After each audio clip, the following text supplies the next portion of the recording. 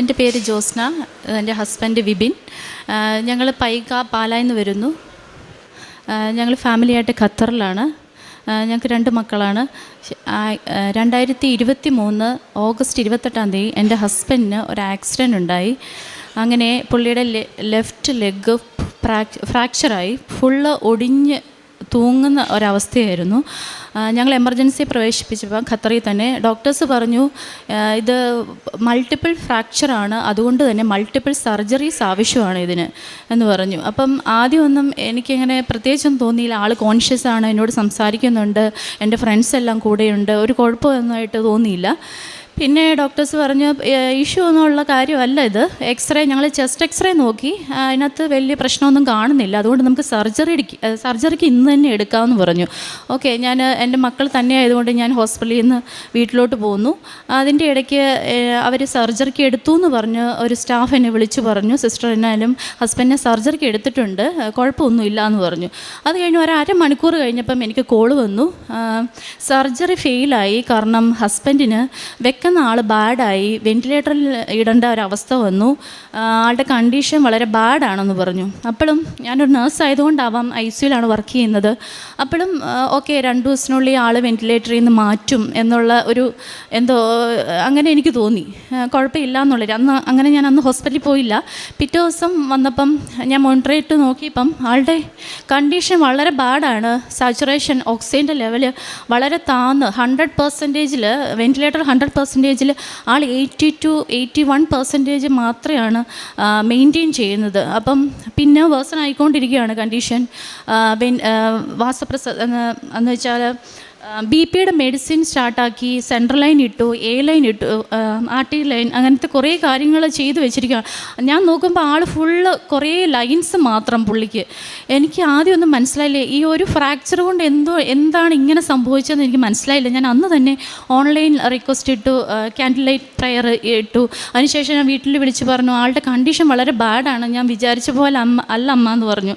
അപ്പം അമ്മ പറഞ്ഞു, മോളെ നീ കൃപാസന മാതാവിന് മുറുകെ പിടിച്ചോ, ഒരു കുഴപ്പം ഉണ്ടാവില്ല, നീ അമ്മയോട് മുട്ടിപ്പായിട്ട് പ്രാർത്ഥിക്കും, നിൻ്റെ കയ്യിൽ തൈലമില്ലേ, അവൻ്റെ നെറ്റിയിൽ കൊണ്ട് പൂശ്, ഒരു കുഴപ്പവും വരത്തില്ലെന്ന് പറഞ്ഞു. ഞാൻ ധൈര്യത്തോടു കൂടി, എനിക്ക് എവിടുന്നോ ഒരു ധൈര്യം, മാതാവ്, ഞാൻ അത്ര നല്ല പ്രാർത്ഥിക്കുന്ന ഒരു പെണ്ണല്ല, എന്നാൽ പോലും എൻ്റെ അമ്മ നന്നായിട്ട് പ്രാർത്ഥിക്കും, എല്ലാ ദിവസവും മാതാവിനോട് കൊന്തയെത്തിക്കാതെ അമ്മ കിടക്കത്തില്ല.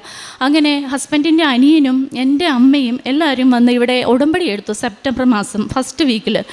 അതിനുശേഷം അവർ എൻ്റെ ഒരു കസിൻ്റെ കയ്യിൽ ഈ ഉടമ്പടി തൈലം, കാശുരൂപം, ബാക്കി എല്ലാ വസ്തുക്കളും എനിക്ക് തന്നയച്ചു. ഞാൻ അങ്ങനെ ഹോസ്പിറ്റലിൽ പോയി ഇത് ആളുടെ നെറ്റി പൂശുകയും ഉപ്പ് ICUവിൽ തന്നെ ഓരോ മൂലകളിലും കൊണ്ട് ഇടുകയും ചെയ്തു.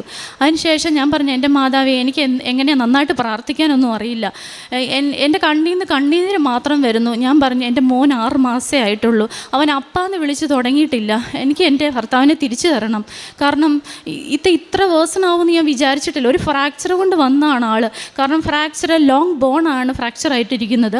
അതിൻ്റെ എല്ലാം കൂടെ ഫാറ്റ് വന്ന് ആളുടെ ലങ്സിൽ കയറി, ലങ്സ് ഓക്സിജൻ കിട്ടാത്ത അവസ്ഥ വന്നു. പിന്നെ പ്രോൺ എന്ന് പറഞ്ഞാൽ കോവിഡ് സമയത്ത് നമ്മൾ വെൻറ്റിലേറ്ററുള്ള ആളുകളെ തിരിച്ചിടും, കാരണം ഓക്സിജൻ്റെ ലെവൽ ലങ്സിന് നന്നായിട്ട് കിട്ടാൻ വേണ്ടി. ആ ഒരു പ്രോൺ പൊസിഷനിൽ പോലും ആൾക്ക് ഒട്ടും കിട്ടുന്നില്ല ഓക്സിജൻ്റെ ലെവൽ. അതും 82. ഞാൻ എല്ലാ ദിവസവും വന്ന് ICU വരും. ഞാൻ അവിടുത്തെ സ്റ്റാഫ് ആയതുകൊണ്ട് തന്നെ എനിക്ക് എപ്പോൾ വേണേലും ചെല്ലാം. അപ്പം അവർ പറയും, പേടിക്കേണ്ട, ടെൻഷൻ അടിക്കേണ്ട, പ്രാർത്ഥിക്കുക. അവിടെ പോലും കൃപാസന പത്രങ്ങളും കാര്യങ്ങളും ഉണ്ട്, മലയാളീസൊക്കെ ഉള്ളതുകൊണ്ട് എല്ലാവരും പറയും കൃപാസന അമ്മയോട് പ്രാർത്ഥിക്കുക. ഞാൻ വിശ്വാസപ്രമാണം ചെല്ലും, ബുക്കുണ്ട്, അത് വെച്ച് വായിക്കും.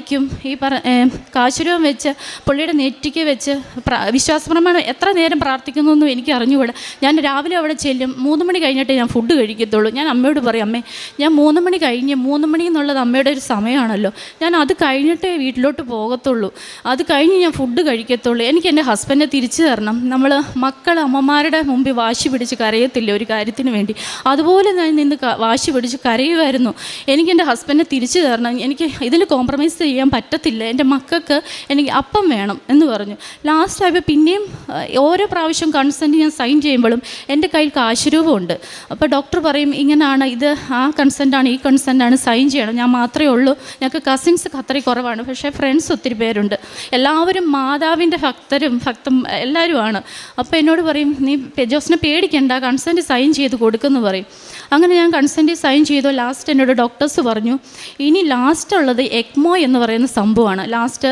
കാരണം ഇതിലൊന്നും നിൽക്കുന്നില്ല ആൾ, ഇനി എക്മോയ്ക്ക് നമുക്ക് പോകാം. കാരണം ലങ്സിന് റെസ്റ്റ് കൊടുത്തിട്ട് ഒരു മെഷീൻ വെച്ചാണ് ബാക്കി പ്രവർത്തനം മൊത്തം. അതെന്ന് പറഞ്ഞാൽ ഞാനും ഈ പറഞ്ഞോളെ എക്മോ ആ ഒരു ICUലല്ല വർക്ക് ചെയ്യുന്നത്. ഞാൻ കേട്ടിട്ടേ ഉള്ളൂ, ഇത് എക്മോ എന്താണെന്ന് പോലും എനിക്കറിയത്തില്ലായിരുന്നു. അങ്ങനെ എക്മോ മെഷീൻ വെച്ചു. പിന്നെ പുള്ളിയുടെ ലങ്സ് ഫുൾ ബ്രോങ്കോസ്കോപ്പി ചെയ്തു.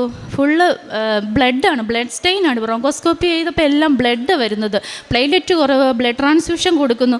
അവിടെ എന്തൊക്കെ നടക്കുന്നു എന്ന് എനിക്ക് മനസ്സിലാവുന്നില്ല. ഞാൻ എന്നും പ്രാർത്ഥിക്കും. ഞാൻ അമ്മയോട് പറയും, അമ്മേ ഓരോ ദിവസവും ആൾ വേഴ്സനായിക്കൊണ്ടിരിക്കുകയാണല്ലോ, ഇതെന്താണ്? ഞാൻ പ്രാർത്ഥിച്ചിട്ട്, നിനക്ക് എന്നെ ഇഷ്ടമല്ലേ, എന്തുകൊണ്ടാണ് ഇങ്ങനെ? എൻ്റെ ഹസ്ബൻഡാണെങ്കിൽ ഒരു പാവമാണ്, എനിക്ക് എൻ്റെ ഹസ്ബൻഡിനെ തിരിച്ചു തന്നെ എന്നൊക്കെ ഞാൻ ഇന്നങ്ങ് കരച്ചിലാണ്, ഭയങ്കര കരച്ചിലാണ്. ഒരു രക്ഷയില്ല. ഞാൻ എൻ്റെ പിള്ളേരെ പോലും നോക്കുന്നില്ല. എനിക്ക് സഹായത്തിന് ചേച്ചിയുണ്ട്. ഞാൻ ചേച്ചിയോട് ചോദിക്കും, മക്കൾ എന്നാ എടുക്കുന്നു? അപ്പം ജോസ്ന, ഒരു കുഴപ്പമില്ല, മക്കളെ ഞാൻ നോക്കുന്നുണ്ട്, നീ ടെൻഷൻ അടിക്കണ്ട, നീ അവിടെ നിന്നോ. ഞാൻ എൻ്റെ മക്കളെ പോലും ശ്രദ്ധിക്കാത്ത ഒരവസ്ഥയെ. ഒരു 10 ദിവസം എക്മോയിൽ കിടന്നു. അതിനുശേഷം ഓരോ ദിവസവും കുറഞ്ഞു വരുന്നു. ഓക്സിജൻ റിക്വയർമെൻറ്റ് മെഷീൻ്റെ കുറച്ച് കൊണ്ടുവരുന്നുണ്ട്. അപ്പോൾ ഓക്കെ, ഞാൻ ഹാപ്പിയാണ്. അത് കഴിഞ്ഞപ്പോൾ പിന്നെ കുറച്ച് ദിവസം കഴിഞ്ഞ് ഇത് എസ്റ്റിബേറ്റ് ട്യൂബ് ഊരുന്ന, വെൻറ്റിലേറ്ററിൽ നിന്ന് ഊരാവുന്നുള്ള ഇതിൽ നിന്നപ്പോഴത്തേനും വെക്കുന്ന ആൾ ബാഡായി. ഹാർട്ട് റേറ്റ് 0 അടിച്ചു. CPR കൊടുത്തു. അപ്പം ആ സമയത്ത് ഞാൻ വിളിച്ചു ചോദിക്കണം, ഓരോ ഷിഫ്റ്റിനനുസരിച്ച് ഞാൻ വിളിച്ചു ചോദിക്കും, കണ്ടീഷൻ എങ്ങനെയുണ്ട് ഹസ്ബൻഡിന്. അപ്പോൾ അവർ അപ്പം തന്നെ റിപ്ലൈ തരും, ഇങ്ങനെയാണെന്ന്. ഒന്നും മറച്ചു വെക്കുന്നില്ല. അത് കഴിഞ്ഞ് ലാസ്റ്റ് എന്നോട് പറഞ്ഞു, സിസ്റ്റർ, ഹസ്ബൻഡ് എസിസ്റ്റോൾ ഹാർട്ട് റേറ്റ് 0 അടിച്ചു കേട്ടോ, നിങ്ങൾ CPR കൊടുത്തു, BP മെഡിസിൻ എല്ലാം പോകുന്നുണ്ട്, ബാക്കി എല്ലാ ഐനോട്രോപ്പ് സപ്പോർട്ട് എല്ലാം പോകുന്നുണ്ട്. അപ്പം എനിക്ക് പിന്നെ വാക്കുകളില്ല. ഞാൻ അവിടെ ഇരുന്ന് എൻ്റെ മകളെ കെട്ടിപ്പിടിച്ച് കരഞ്ഞു. മോൾക്ക് 10 വയസ്സാണ്. മോള് പറഞ്ഞു, അമ്മ കരയണ്ട, അമ്മ മാതാവിനോട് പ്രാർത്ഥിക്കുന്ന ആളല്ലേ, മാതാവിന് കരയുന്നവരൊന്നും ഇഷ്ടമല്ല, അമ്മ നന്നായിട്ട് പ്രാർത്ഥിക്കാൻ പറഞ്ഞു. ഞാൻ എൻ്റെ മോളെ കെട്ടിപ്പിടിച്ച് കരഞ്ഞു. അപ്പം തന്നെ ഞാൻ ഹോസ്പിറ്റലിലോട്ട് പോയി, ചട്ടിയുടെ അടുത്ത് വന്നിരുന്നു. എന്നിട്ട് പിന്നെ ഈ തൈലം പൂശലും എല്ലാം ചെയ്യുന്നുണ്ട്. പക്ഷേ എനിക്കൊരു ഇമ്പ്രൂവ്മെൻറ്റ് കിട്ടുന്ന എല്ലാ ദിവസവും ഇരിക്കുകയാണ്. ലാസ്റ്റ് എസ്റ്റിമേറ്റ് ചെയ്തതിന് ശേഷം ആൾ CPR അടിച്ചതിന് ശേഷം തോന്നുന്നു ആൾക്ക് ഐ കോണ്ടാക്റ്റ് ഇല്ല. നമ്മൾ വിളിക്കുമ്പം ആ സൈഡിലോട്ടല്ല, നമ്മൾക്ക് ഐ കോണ്ടാക്റ്റ് തരുന്നില്ല ആൾ, കമാൻഡ് ചെയ്യുന്നില്ല, ഡോക്ടർ ചോദിക്കുന്നതിനൊന്നും ആൻസർ പറയുന്നില്ല, ഒരു റെസ്പോണ്ടും ചെയ്യുന്നില്ല. അപ്പോൾ ഡോക്ടർ പറഞ്ഞു, നമുക്ക് CT എടുക്കേണ്ടി വരും, കാരണം നമ്മൾ CPR കൊടുത്തതല്ലേ, ചിലപ്പം ബ്രെയിനിൽ ഡാമേജ് ഉണ്ടാവും, ഓക്സിജൻ്റെ ലെവൽ കുറഞ്ഞു, അനോക്സിക് ബ്രെയിൻ ഇഞ്ചുറി എന്ന് പറയുന്നത് അങ്ങനെ വല്ലതും ആയിരിക്കും, അങ്ങനെയാണ് തോന്നുന്നത്, കാരണം ഇത്ര റെസ്പോണ്ട് ചെയ്യുന്നില്ലല്ലോ ആളെന്ന് പറഞ്ഞു. അത് അന്നത്തെ ദിവസം ഞാൻ അവിടെ നിന്ന് ആളുടെ അടുത്ത് വന്നിട്ട്, ഇതങ്ങനെ ഒന്നും ആയിരിക്കില്ല. അപ്പോൾ എന്നോട് ഡോക്ടർ പറഞ്ഞു, CT എടുക്കാം, CT എടുത്തിട്ട് വേറെ അനോക്സിക് ആണെങ്കിൽ നമുക്ക് ട്രക്യോസ്റ്റമി ചെയ്യാം. ട്രക്യോസ്റ്റമി എന്ന് പറഞ്ഞാൽ കഴുത്തിൽ തുളയിട്ട് വെൻറ്റിലേറ്റർ ഘടിപ്പിക്കുന്ന ആ ഒരു ഇതാണ്. അപ്പോൾ ഞാൻ പറഞ്ഞു, ഇങ്ങനെയൊക്കെ വരും, ഈ ഒരു കണ്ടീഷൻ വരെ എൻ്റെ ഹസ്ബൻഡ് പോകില്ല, എനിക്കത് വിശ്വസിക്കാൻ പറ്റുന്നില്ല. ഞാൻ ആളുടെ അടുത്ത് നിന്നിട്ട് പറഞ്ഞു, മാതാവേ, എനിക്ക് എൻ്റെ ഹസ്ബൻഡ് തിരിച്ചു തരണം, CTക്ക് വിടാം, ഞാൻ CTക്ക് വിടത്തില്ല, ട്രക്യോസ്റ്റമിക്ക് ഞാൻ കൺസെൻറ്റും കൊടുക്കത്തില്ല, അല്ലാതെ തന്നെ നീ എനിക്കിത് എൻ്റെ ഹസ്ബൻഡ് എനിക്ക് തിരിച്ചു തരണമെന്ന്. ഞാനിങ്ങനെ എന്തോ ഒരു ധൈര്യത്തിന് പുറത്ത് ഞാനങ്ങ് പറഞ്ഞു. എന്നിട്ട് കാശുരൂപം വെച്ച് കുറേ പ്രാർത്ഥിച്ചു, വിശ്വാസപ്രമാണം കുറേ പ്രാവശ്യം ചൊല്ലി അവിടെ നിന്ന്. ഈ ബുക്ക് എൻ്റെ കയ്യിലുണ്ടാകുന്നു. ഞാൻ ചോറുണ്ടാകാതെ വരെ ഇന്ന് പ്രാർത്ഥിക്കുകയാണ്. ഉപ്പ് നെറുകയിൽ വെച്ചു, എല്ലാ സൈഡിലും പൂശാൻ തുടങ്ങി. എനിക്കറിയില്ല എനിക്ക് എന്തൊക്കെ ചെയ്യാൻ പറ്റുമോ ഞാൻ എല്ലാം ചെയ്തു. ലാസ്റ്റ് മിറാക്കിൾ എന്ന് പറയാം. ഹസ്ബൻഡ് ഞാൻ ചേട്ടായി എന്ന് വിളിക്കുന്ന ആൾ ചേട്ടായി എന്ന് വിളിച്ചപ്പോഴത്തേനും ആൾ എന്നെ നോക്കി. മിറാക്കിൾ, അതൊരു അത്ഭുതമാണ്. എനിക്ക് എവിടെയൊക്കെ ഇത് പറയാൻ പറ്റും, ഞാൻ എല്ലാവരോടും പറഞ്ഞിട്ടുള്ളതാണ്. എന്നിട്ട് വെക്കുന്ന എന്നെ ഒന്ന് നോക്കി. അപ്പം ഞാൻ പറഞ്ഞു, എൻ്റെ കയ്യിലൊന്ന് അമർത്താവോ, എൻ്റെ കൈ ഒന്ന് അമർത്താവോ എന്ന് ചോദിച്ചു. അപ്പോൾ പുള്ളി എൻ്റെ കൈ അമർത്തി. ഞാൻ ഡോക്ടേഴ്സ് അവിടെ ഉണ്ടായിരുന്നു, ഡോക്ടേഴ്സിനെ വിളിച്ചു, സിസ്റ്റേഴ്സിനെ വിളിച്ചു. സിസ്റ്റർ നോക്ക്, ഡോക്ടർ നോക്ക്, ആൾ എനിക്ക് റെസ്പോണ്ട് തരുന്നുണ്ട്, നിങ്ങൾക്കാണ് തരാത്തതെന്ന് പറഞ്ഞു. അപ്പോൾ പുള്ളി പറഞ്ഞു, അപ്പോൾ ഡോക്ടർ പറഞ്ഞു, ഓക്കെ നീ ഒന്നുകൂടെ വിളിക്കുമെന്ന് പറഞ്ഞു. അപ്പം ആൾ എൻ്റെ നേരെ നോക്കി, ഓക്കെ ആണോ എന്ന് ഞാൻ ചോദിച്ചപ്പോൾ ആൾ പറഞ്ഞു, ഞാൻ ഓക്കെ. കണ്ണിങ്ങനെ കാണിച്ചു. എൻ്റെ കൈ ഒന്ന് അമർത്താൻ പറഞ്ഞപ്പോൾ ആൾ എൻ്റെ കയ്യിൽ, ഞാൻ കൈ വെച്ച് കൊടുത്തപ്പോൾ ആൾ എൻ്റെ കൈ അമർത്തി. അപ്പോൾ ഡോക്ടർ പറഞ്ഞു, ഓക്കെ, CTക്ക് ഇനി നമുക്ക് പോകണ്ട, ആ CTയുടെ ആവശ്യമില്ല, കാരണം നിന്നോട് പുള്ളി റെസ്പോണ്ട് ചെയ്യുന്നുണ്ട്, അത് മതി, ഇനി പയ്യെ ആയിക്കോളും, ട്രക്യോസ്റ്റമി നമുക്ക് പോസ്റ്റ്പോണ്ട് ചെയ്യാം, അതിൻ്റെ ആവശ്യം ഇപ്പം ഇല്ല എന്ന് പറഞ്ഞു. അത് ഞാൻ പറഞ്ഞല്ലോ, ഒരു മിറാക്കിളാണ്. എനിക്ക് ആ ഒരൊറ്റ സമയം കൊണ്ട് കിട്ടിയ ഒരു വലിയ അത്ഭുതമാണത്. അത്രയും നേരവും ഡോക്ടർ പറഞ്ഞത് നമുക്ക് സീറ്റ് ചെയ്യാം, ട്രക്യോസ്റ്റമി ചെയ്യാമെന്നാണ്. ആ ഒരു സമയം മാതാവ് പ്രവർത്തിച്ചതാണ്. അത് കഴിഞ്ഞ് അപ്പം തന്നെ ട്യൂബ് ഉണ്ടായിരുന്നു മൂക്കിൽ ഫുഡ് എടുക്കാൻ വേണ്ടി. ലിക്വിഡായിരുന്നു ശരിക്കും പറഞ്ഞാൽ നമ്മൾ ആദ്യം കൊടുക്കുന്നത്. പക്ഷേ ട്യൂബ് ഊരിയിട്ട് ഫുൾ ഡയറ്റ് നമ്മൾ കഴിക്കുന്ന ഫുഡ് തന്നെ പുള്ളി അന്ന് കഴിച്ചു എന്നുള്ളതാണ് ഈ ഒരു ദിവസം തന്നെ. എനിക്ക് വളരെ ഹാപ്പിയായി. പിന്നെ ഗ്രാജുവലി എല്ലാം വേഗം പുള്ളി റിക്കവറായി. ഡോക്ടർ പറഞ്ഞു ഫിസിയോതെറാപ്പി വേണ്ടി വരും, 6 to 1 year വരെ ഫിസിയോതെറാപ്പിക്ക് പോകണം, കാല് സെറ്റ് ആവത്തില്ല. കാരണം ഇത്രയും ഇതിൻ്റെ ഇടയിൽ കുറേ സർജറീസ് നടന്നു. അത് സക്സസ്ഫുൾ ആയിരുന്നു. ബട്ട് ഇതെല്ലാം ഒത്തിരി സമയം എടുക്കുമെന്ന് പറഞ്ഞു. പക്ഷേ ഒരു 3 മാസം കൊണ്ട് ഓഗസ്റ്റ് അഡ്മിറ്റായി, ഒരു നവംബർ ലാസ്റ്റ് ആയപ്പം പുള്ളി ഡിസ്ചാർജായി വീട്ടിൽ വന്നു. ഫിസിയോതെറാപ്പി ഞങ്ങൾ പോയിട്ടേ ഇല്ല. കാരണം അന്ന് ഹോസ്പിറ്റലിൽ വെച്ച് മാത്രം ഫിസിയോതെറാപ്പിസ്റ്റ് വന്നൊന്ന് ചെയ്തതേ ഉള്ളൂ. ഞാൻ വിചാരിച്ചു ഫിസിയോതെറാപ്പിസ്റ്റ് പോകേണ്ട വരുമെന്ന്. പക്ഷേ അതിൻ്റെ ഒന്നും ആവശ്യം വന്നില്ല. ഞാൻ നേർന്നത് മാതാവിനോട് പറഞ്ഞു, മാതാവ് ഈ അൾത്താരയിൽ നടന്നു വന്ന് ഈ സ്റ്റെപ്പ് കയറാൻ പുള്ളിക്ക് പറ്റണം, ഒരു സപ്പോർട്ടും ഇല്ലാതെ എന്ന് പറഞ്ഞു. മാതാവ് അവിടം വരെ ഞങ്ങളെ കൊണ്ട് എത്തിച്ചു. ഇപ്പോൾ ഒരു സപ്പോർട്ടും ഇല്ലാതെയാണ് വന്നത്. കാലിന് ചെറിയൊരു നീരേ ഉള്ളൂ, ബാക്കി ഒരു കുഴപ്പമില്ല. നന്നായിട്ടിരിക്കുന്നു. ഞങ്ങൾ ഫിസിയോതെറാപ്പി കാര്യങ്ങളൊന്നും പോയിട്ടില്ല. മാതാവ് തന്ന ഈ അനുഗ്രഹം എന്ന് പറയുന്നത് എനിക്ക് വിശ്വസിക്കാൻ പറ്റാത്ത ഒരൊറ്റ ദിവസം കൊണ്ട് സംഭവിച്ച ഒരു കാര്യമാണ്. മാതാവിന് ഒരു കോടി നന്ദി. അതുപോലെ ഇത്രയും ലേറ്റ് ആയതിന് മാതാവിനോട് ക്ഷമ ചോദിക്കുകയാണ്. 2023 കഴിഞ്ഞ വർഷം എനിക്ക് വരാൻ പറ്റിയില്ല, ലീവ് ഉണ്ടായിരുന്നില്ല. അതുപോലെ ഹസ്ബൻഡിന് ക്രച്ചർ ഉണ്ടായിരുന്നു, ജസ്റ്റ് ഒരു സപ്പോർട്ട്. അപ്പം മാതാവിനോട് ഞാൻ പറഞ്ഞത് വിത്തൗട്ട് സപ്പോർട്ട് കയറി വരണം എന്നാണ്. ആ വിത്തൗട്ട് സപ്പോർട്ട് ഇന്നാണ് എനിക്ക് പറ്റിയത്. അതുകൊണ്ട് മാതാവെ ഒരു കോടി നന്ദി. ഞാൻ അന്ന് ഉടമ്പടി ഓൺലൈനാണ് എടുത്തത്. പിന്നെ ഞാൻ ഇന്നാണ് ഉടമ്പടി എടുക്കാൻ വന്നത്. അതെൻ്റെ ജോലിയുടെ ഇതായതുകൊണ്ടാണ്. 1 year കഴിഞ്ഞിട്ടാണ് ഞാൻ വന്നത്. അതുകൊണ്ടാണ് ഹസ്ബൻഡും കൂട്ടി ഇന്നാണ് എനിക്ക് വരാൻ പറ്റിയത്. കാരുണ്യ പ്രവർത്തനങ്ങൾ അവിടെ വെച്ചിട്ട് എനിക്ക് ഡെലിവറി ബോയ്സൊക്കെ വരുമ്പോഴത്തേനും നമ്മൾ കാശ് കൊടുക്കും. അല്ലാതെ ഫുഡ് പരമായിട്ട് ആരെങ്കിലുമൊക്കെ ഉണ്ട് ഹോസ്പിറ്റലിൽ പേഷ്യൻസ്, അവിടെ നേപ്പാളീസ് അങ്ങനെയുള്ളവരാണ്, അവർക്ക് ഫുഡ് കൊണ്ട് കൊടുക്കും. പിന്നെ നമ്മുടെ അല്ലാതെ യൂട്യൂബ് പരമായിട്ട് യൂട്യൂബിലെല്ലാം വീഡിയോസ് എല്ലാ ദിവസവും ഞാൻ കാണുമായിരുന്നു, ഒരെണ്ണം പോലും മിസ്സാക്കിയിട്ടില്ല. അങ്ങനെ പിന്നെ ഇവിടെ വന്നിട്ട് ചെയ്യാൻ പറ്റുന്ന കാരുണ്യപ്രവർത്തികൾ വിശ്വാസ ജീവിതം മെച്ചപ്പെട്ടു. നേരത്തെ കുടുംബ പ്രാർത്ഥന എന്ന് പറയുന്നത് ഞങ്ങൾക്ക് എല്ലാ ദിവസവും ഒന്നും നടക്കത്തില്ലായിരുന്നു. പക്ഷേ ഇപ്പോൾ എല്ലാ ദിവസവും കുടുംബ പ്രാർത്ഥനയുണ്ട്.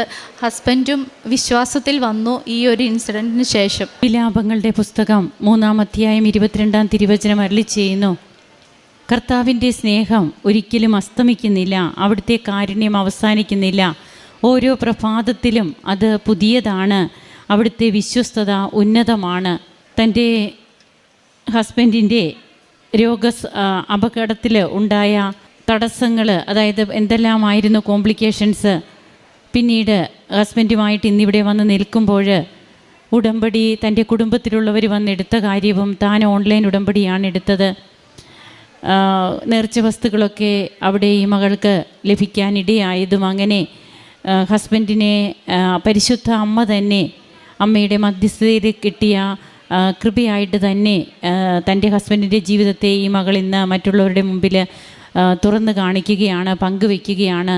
തൻ്റെ ജീവിതവും എങ്ങനെ മാറി, കുടുംബത്തിലെ പ്രാർത്ഥന, അതുപോലെ കൂദാശ ജീവിതത്തിലൊക്കെയുള്ള തീഷ്ണത, ഇതെല്ലാം തങ്ങൾക്ക് വർദ്ധിച്ചു. കാരുണ്യ പ്രവർത്തനങ്ങൾ, പ്രേക്ഷിത പ്രവർത്തനം, ഇതിനൊക്കെ സമയം കണ്ടെത്തുന്നു.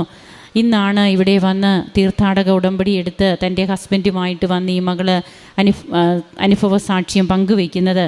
അപ്പോൾ ഒരിക്കലും കർത്താവിൻ്റെ സ്നേഹം അത് അസ്തമിക്കുന്നില്ല, ഓരോ പ്രഭാതത്തിലും പുതിയതാണ്. ആ പുതിയതായ സ്നേഹം കൊണ്ട് നമ്മെ ഈശോ എല്ലാ ദിവസവും അനുഗ്രഹിക്കുകയാണ്. അതുപോലെ എങ്ങനെയാണ് സമയ ചുരുക്കവും, അതുപോലെ it is not by merit but by grace, നമ്മുടെ യോഗ്യതയല്ല, കർത്താവിൻ്റെ കൃപയാണ് നമുക്കെല്ലാം പ്രദാനം ചെയ്യുന്നത്. ഇതൊക്കെ ഉടമ്പടിയുടെ മാത്രം കണ്ടൻറ്റുകളാണ്. അതെല്ലാം ഈ അനുഭവ സാക്ഷ്യത്തിലൂടെ നമുക്ക് മനസ്സിലാകുന്നു. നമുക്ക് കരങ്ങളടിച്ച് ദൈവത്തെ മഹത്വപ്പെടുത്താം. യേശുവേ നന്ദി, യേശുവേ സ്തുതി, യേശുവേ